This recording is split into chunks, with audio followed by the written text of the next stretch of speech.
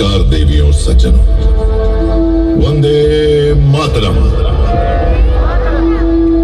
आप इस समय जैसलमेर राजस्थान की जिस रेतीली जमीन पर विराजमान है, इसे भले ही कोई बंजर कहे, पर सच तो यह है कि यहां फूल नहीं, दुश्मन का सीना चीरने वाले शूल पैदा होते हैं। इस सरजमी को देश की आजादी और पवित्रता के लिए हर दौर में योद्धाओं ने अपने खून से सींचा है। मारो थारो स्थान यानी राजस्थान की इसी पावन धरती को नमन करते हुए मैं आपका स्वागत करता हूं जैसलमेर वॉर म्यूजियम में। एक ऐसा म्यूजियम जो समर्पित है भारतीय सेना और इसके वीर जवानों की शानदार परंपरा, उनके अदम्य साहस और वीरता तथा उनके अतुलनीय बलिदानों की गाथाओं के नाम। मैं साक्षी रहा हूं अपने भारत के सैनिकों की दिलेरी का। मैं साक्षी रहा हूं उन शूरवीरों के पराक्रम और बहादुरी का। उनके मन में उपजे एहसास मानो मेरे ही एहसास बन जाते हैं। मैं वहीं पास होता हूं जब वो दुश्मन के सामने निडर तन जाते हैं। मैं एक इन्फेंट्री राइफल का संगीन हूं, यानी बेरट हूं।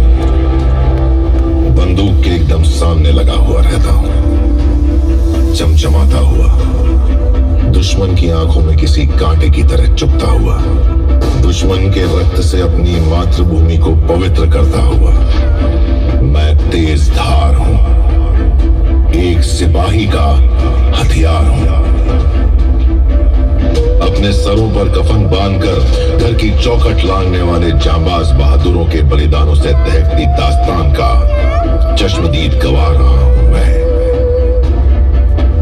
आइए आज आप और हम अपनी जिंदगी के सफर के इस मोड़ पर दिल की गहराइयों से उन तमाम जांबाज जवानों को याद करें जिनकी अजीम कुर्बानियों और अभूतपूर्व बलिदानों की बदौलत आज वीरता के आकाश पर मेरा ये अक्स मेरे वजूद की तरह कायम है। जो आज भारतीय सेना के शूरवीरों की कहानी मेरी यानी एक बेनट की जुबानी।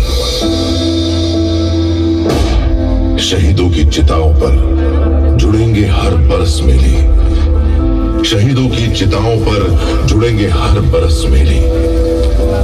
वतन पर मरने वालों का यही बाकी निशान होगा। पाकिस्तान हमारा पड़ोसी देश जो कभी भारत का हिस्सा था, लेकिन जिसके जन्म की बुनियाद में ही भारत से नफरत की ईंट लगी हुई थी।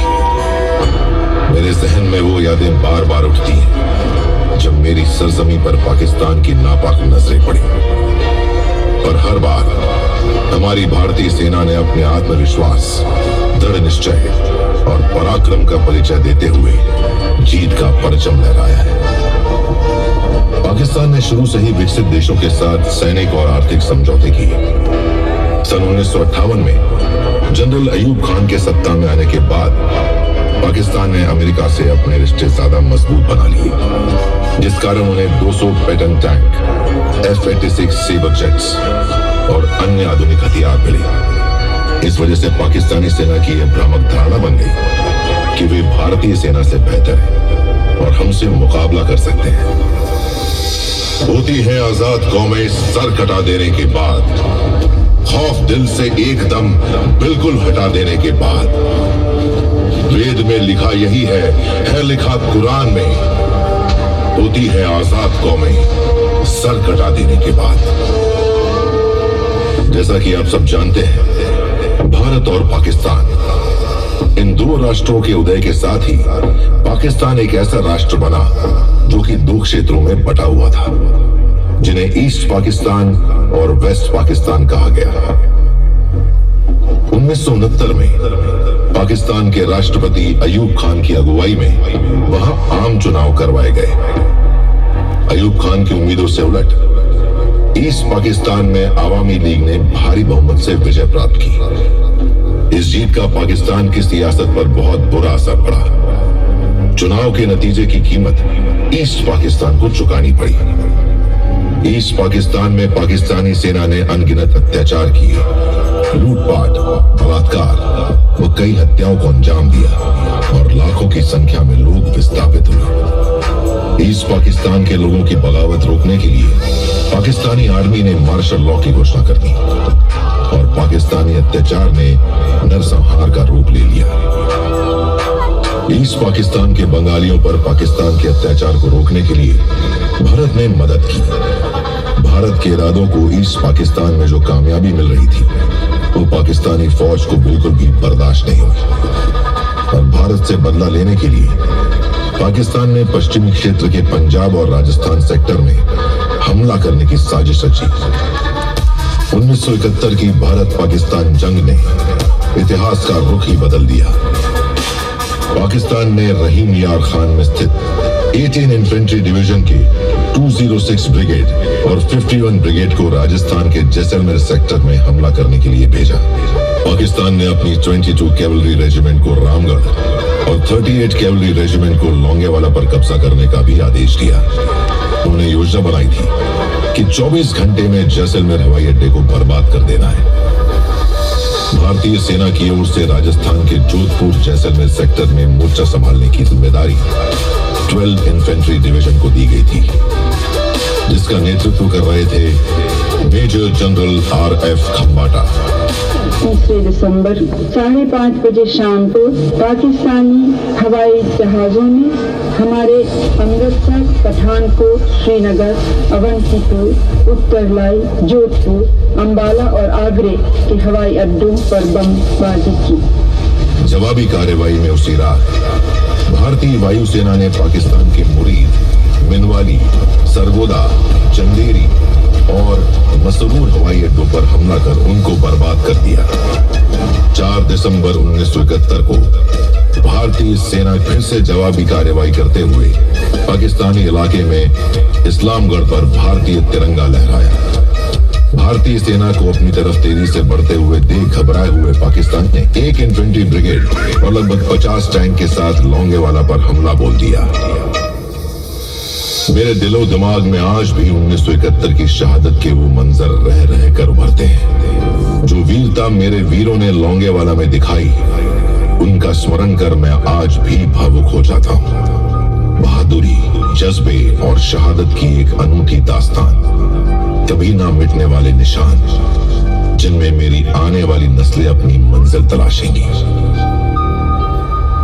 लोंगेवाला पोस्ट जैसलमेर जोधपुर के रास्ते में एक अहम संचार केंद्र है। इसी कारण दुश्मन की नजर हमेशा इस पर रही है। रेत के टीलों के कारण बॉर्डर को पार कर जाना मुमकिन हो जाता है। दुश्मन के मेरी तरफ बढ़ते इरादों को भांपते हुए और बदलती परिस्थितियों को देखते हुए ब्रिगेडियर RO खरबंदा की 45 इन्फेंट्री ब्रिगेड की 23 पंजाब रेजिमेंट जो इस इलाके में मौजूद थी, उनकी अल्फा कंपनी को लोंगेवाला की सुरक्षा की जिम्मेदारी दे दी गई। आइए चले लोंगेवाला, जहां 120 जवानों की टुकड़ी का नेतृत्व कर रहे हैं मेजर कुलदीप सिंह चांदपुरी। पोस्ट लोंगेवाला 4 दिसंबर 1971 शाम 6 बजे। धर्मवीर, जब तक हम यहाँ डिफेंस मजबूत करें, तुम अपनी पेट्रोलिंग पार्टी के साथ बॉर्डर की तरफ जाओ और दुश्मन की हरकत की खबर जल्द से जल्द दो। बिल्कुल सर। भैरव सिंह, तुम आसपास के गांव को खाली कराओ और गांव वालों को सुरक्षित पीछे ले जाओ। जी साहब। रतन सिंह, जवानों को अलर्ट करो और पोस्ट की हिफाजत की लड़ाई के लिए तैयार करो। 5 दिसंबर 1971 की रात 2 बजे दुश्मन की मीडियम गन्स ने पोस्ट पर भारी गोलाबारी शुरू कर दी। अब साफ हो गया था कि दुश्मन का मुख्य हमला लोंगेवाला पोस्ट पर ही होना है। उसी रात पेट्रोल से आई report. Delta to alpha, coming sir. Over. Alpha to delta, this is major Chandpuri here, go ahead. Over. Sir, Pakistan की पूरी टैंक रेजिमेंट बड़ी तादाद में हमारे इलाके में आ चुकी है और अब वो सीधे लोंगेवाला पोस्ट की तरफ बढ़ रहे हैं। ओवर। समझ गया, इसीलिए आर्टिलरी फायरिंग हो रही है टैंक्स की आवाज को दबाने के लिए। Okay Dharamvir, well done. तुम दुश्मन पर नजर रखो और रिपोर्ट देते रहो। Over and out. सिपाही बिशनदास, अपनी टुकड़ी के साथ चारों तरफ एंटी टैंक माइंस बिछा दो। तब तक मैं कमांडिंग ऑफिसर साहब से रीएंफोर्समेंट की बात करता हूँ और एयरफोर्स बेस जैसलमेर को प्रेजेंट सिचुएशन से अवगत कराता हूँ। जय हिंद सर। दुश्मन अपने इमदादी दस्तों के साथ सीधे लोंगेवाला की तरफ आ रहा है। अनुमान है कि दुश्मन लगभग 1 इन्फेंट्री ब्रिगेड में और 3 से 4 आर्मर्ड स्क्वाड्रन के साथ लोंगेवाला पोस्ट पे हमला करेगा। I request you to send me reinforcement to strengthen my anti-tank capability. पल पल हालात नाजुक होते देख commanding officer lieutenant colonel M.K. Hussain ने कंपनी की सपोर्ट में रिकॉइललेस गन की 2 टुकड़ियों को सूबेदार बचत्तर सिंह के नेतृत्व में साधेवाला से मूव करने का हुक्म दे दिया। मेजर साहब, एयरफोर्स स्टेशन का एक्सचेंज लाइन पर है। Air force station Jaisalmer, base commander से बात कराओ। Hello, wing commander Bawa here. Hello, wing commander Bawa sir, this is major Chandpuri calling. Pakistani tanks are approaching towards my Longewala post. वो मेरे पोस्ट पर हमला करने वाले हैं। We need immediate air support to destroy the advancing enemy tanks. I want to help you, Major, but please understand, हमारे पास सिर्फ Hunter aircrafts हैं, जिनमें नाइट विजन फैसिलिटी नहीं है। Just hold the post for the night. I will be there at first light. All the best, Major, to you and your boys. The enemy has attacked our Longewala post. Be ready to attack at first light. None of our tanks are there, so whichever tank you see, hit them and hit them hard. Let Lord give them the strength to hold their positions. मुश्किलें तमाम होती है मगर हौसले हारे नहीं जाते। जिन्हें हो मंजिल का पता वो औरों के सहारे नहीं जाते। सूबेदार रतन सिंह साहब, कंपनी को फॉलो इन कराएं। जी साहब।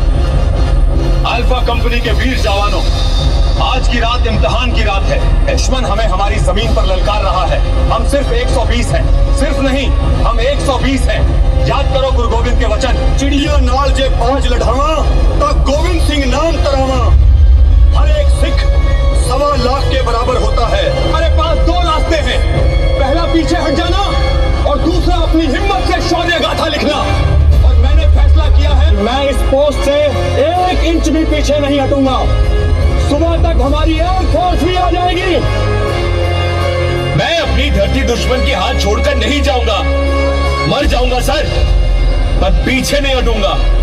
भैरव सिंह, लड़ाइयां खुद मरकर नहीं, दुश्मन को मारकर जीती जाती हैं। जो बोले सो निहाल, सत श्री अकाल। वाहेगुरु जी का खालसा, ते वाहेगुरु जी की फतेह।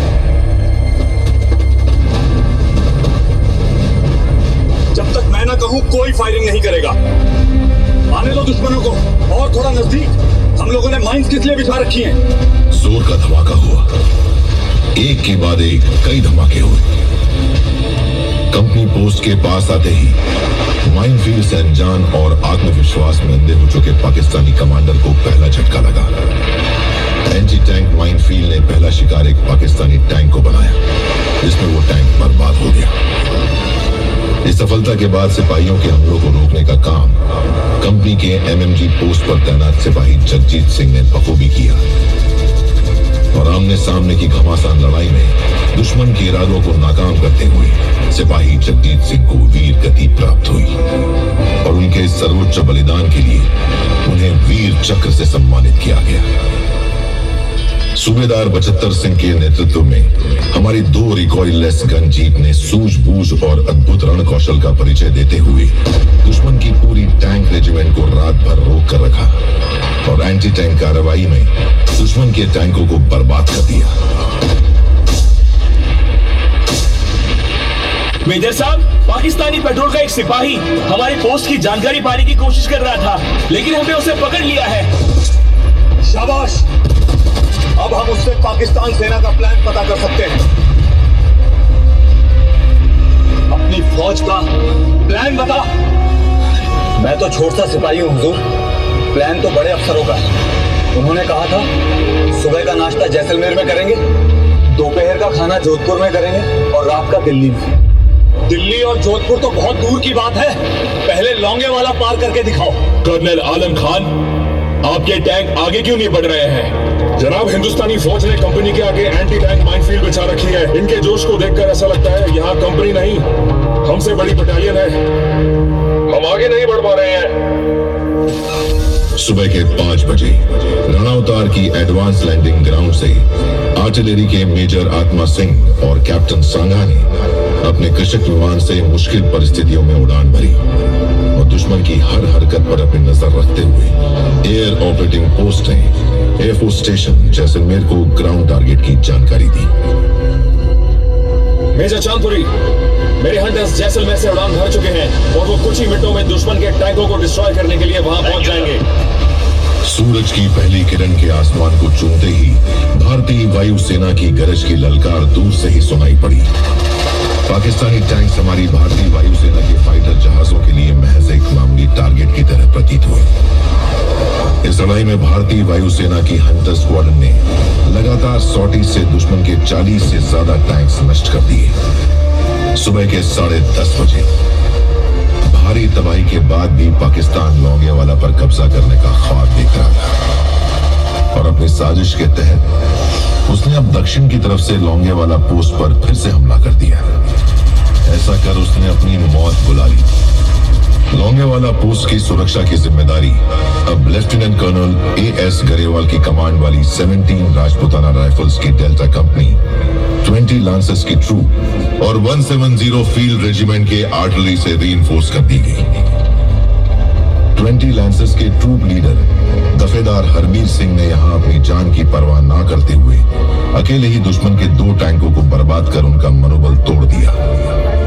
इस घमासान में दफेदार हरबीर सिंह ने अपने देश पर अपनी जान न्यौछावर कर दी। जंग के मैदान में उच्चतम वीरता प्रदर्शित करने हेतु उन्हें मरणोपरांत वीर चक्र से सम्मानित किया गया। सीमा पर जो हंसते हंसते प्राण लुटा देते हैं, अपने लहू से तिरंगे को और सजा देते हैं, शौर्य उनका ही राष्ट्र का सबसे बड़ा अभिमान है। वो ही अमर कथा है, वो ही हिंदुस्तान है। 1971 की लौंगेवाला की लड़ाई में पाकिस्तान को भारी नुकसान पहुंचा। हमने दुश्मन के तमाम टैंकों और हथियारों को बर्बाद कर उसकी कमर पूरी तरह तोड़ दी और अब दुश्मन की बची हुई ताकत को पूरी तरह खत्म करने का काम BP 638 के एरिया में 30 इन्फेंट्री ब्रिगेड के कमांड में 13 कुमाऊं और 6 इंडिपेंडेंट आर्मर्ड स्क्वाड्रन को दिया गया। भारतीय सेना के इस हमले से बुरी तरह घबराकर पाकिस्तानी सेना की आर्टिलरी ने अंधाधुंध गोले बरसाने शुरू कर दिए, लेकिन हिंदुस्तान की 6 इंडिपेंडेंट आर्मर्ड स्क्वाड्रन ने दुश्मन को भारी नुकसान पहुंचाया और 13 कुमाऊं ने लगातार हमले जारी रखे। इसके साथ 168 फील्ड रेजिमेंट ने BP 638 के बंकरों में छुपे पाकिस्तानियों पर सटीक गोले बरसाए और दुश्मन के हौसले पस्त कर दिए। 13 कुमाऊं के डेल्टा कंपनी के नेतृत्व के लिए मेजर DS शेखावत को सेना मेडल प्रदान किया गया। वीरता पूर्वक सफल नेतृत्व करने वाले मेजर RD लॉ को वीर चक्र से सम्मानित किया गया। लेफ्टिनेंट भड़बरे और नायब रिसालदार चैन सिंह ने स्क्वाड्रन की शौर्य गाथा में अपनी शहादत से ऐतिहासिक पन्ने जोड़ दिए। कैप्टन GS बाजवा के साथ रेडियो ऑपरेटर लांस नायक टेकराम को ट्रूप के साथ टैंक के ऊपर खड़े होकर अपने गन से दुश्मन पर गोलियों की बौछार करने और साथ ही आर्टिलरी फायर को सही दिशा देने के लिए वीर चक्र से सम्मानित किया गया।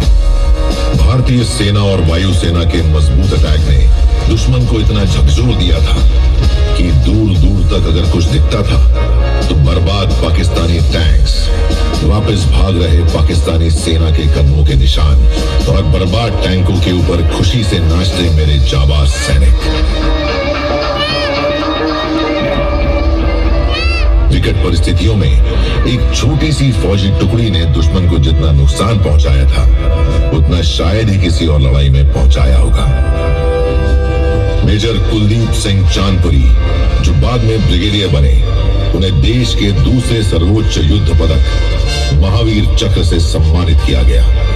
विंग कमांडर बाबा और उनके जाबाज फाइटर पायलट्स, जिसमें स्क्वाड्रन लीडर बाली, फ्लाइट लेफ्टिनेंट गोसाई, फ्लाइट लेफ्टिनेंट PK दास ने महत्वपूर्ण भूमिका निभाई। इस टीम ने आसमान में वीरता का परचम लहराया। इस कार्रवाई में भारतीय वायुसेना के पायलटों और सेना के एयर ऑपरेटिंग पोस्ट के अधिकारियों को वीर चक्र और सेना मेडल से नवाजा गया। भारतीय वायुसेना की हंटर स्क्वाड्रन के इस उल्लेखनीय योगदान की मेजर जनरल RF खम्बाटा ने प्रशंसा भी की। और इस तरह लोंगेवाला की ये लड़ाई भारत के सैन्य इतिहास में एक अमर और यशस्वी विजयी गाथा बन गई। 16 दिसंबर 1971 को भारत पाक युद्ध की समाप्ति की घोषणा की गई।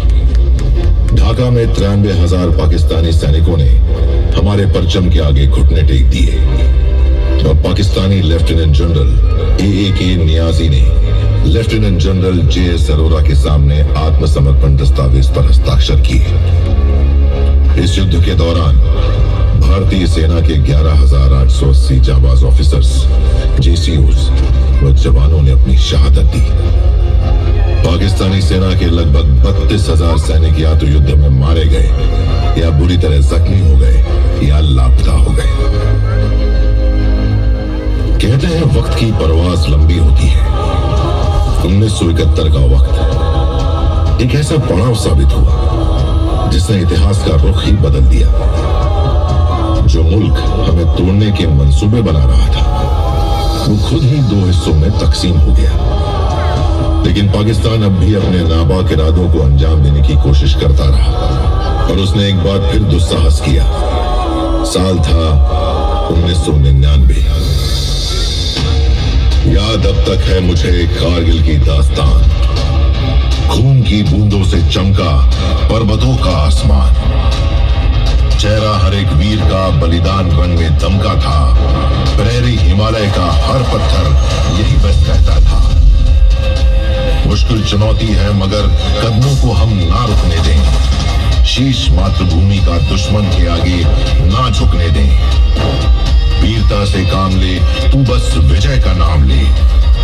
दुश्मनों को दे मिटा, ऊंचा तिरंगा थाम ले।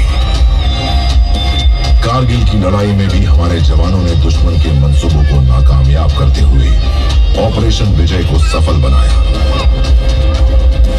और फिर महादेव की धरती पर 22 अप्रैल 2025 को जम्मू कश्मीर के पहलगांव में 25 भारतीय नागरिकों और एक नेपाली नागरिक की निर्मम हत्या कर दी गई। घटना के तुरंत बाद भारत सरकार ने कई डिप्लोमेटिक एक्शन लिए और साथ ही साथ मिलिट्री एक्शन के तहत पाकिस्तान के 9 टेररिस्ट टारगेट्स को निशाना बनाया। पाकिस्तान की तरफ से ड्रोन और मिसाइल हमलों की कोशिश भी हुई, लेकिन भारतीय एयर डिफेंस ने उसे विफल कर दिया। आतंकवाद के खिलाफ हमारा ऑपरेशन सिंदूर सफल रहा और दुनिया के लिए एक मिसाल बना। भारत की ओर नजर उठाने का एक ही अंजाम होगा, तबाही, विनाश और महाविनाश। ये न मुहिम मारा, इन मुहिम मारे। हमारी सेनाओं ने ऑपरेशन सिंदूर लॉन्च करके आतंकियों को करारा जवाब दिया। आप इस वक्त जहां बैठे हैं, पाकिस्तान ने वहां भी अपने ड्रोन और मिसाइल से ऑपरेशन सिंदूर के दौरान काफी हमले किए, परंतु भारतीय सेना ने दुश्मन के नापाक मंसूबों को नाकामयाब कर अपनी अदम्य वीरता को साबित किया कि कोई शत्रु यहां सफल नहीं हो सकता। भारतीय सेना का लक्ष्य विकसित भारत 2047 के सपने को साकार करना है। सेना अब सिर्फ देश की सीमाओं की रक्षा ही नहीं कर रही है, बल्कि दुनिया भर में भारत की ताकत, साहस और तकनीकी उत्कृष्टता का प्रतीक बन गई है। हमारी सीमाओं के पहरेदार, हमारी सरहदों के निगहबान, मुल्क की अमन शांति के रखवाले, भारत माता के सुरक्षा कवच, जाबाज जवानों को सलाम। सलाम उन माओं को जिन्होंने अपनी कोख से ऐसे वीर सपूतों को पैदा किया। सलाम उन मासूमों को जिन्होंने कच्ची उम्र में मुल्क की खुशहाली की खातिर यतीमी की चादर ओढ़ ली। सलाम उन बूढ़े माँ बापों को जिन्होंने अपने लखते जिगर को मोर्चे पर डटे रहने के लिए रुखसत किया है। सलाम उन बूढ़े कंधों को जिन्होंने अपने लाल को कंधा दिया। आप सभी को मेरा तहे दिल से सलाम। मुझे गर्व है आप सभी पर, मुझे गर्व है अपने सैनिकों पर, मुझे गर्व है अपने सारे देश पर कि यहां हर एक मौजूद देशवासी के जहन में अपने देश प्रेम की ज्वाला जीवित है और वादा करें कि इसे कभी मिटने नहीं देंगे, इस आंच को कभी धीमा नहीं पड़ने देंगे।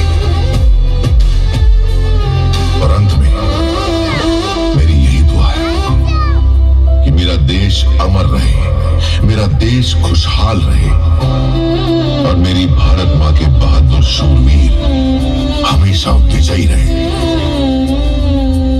जय हिंद,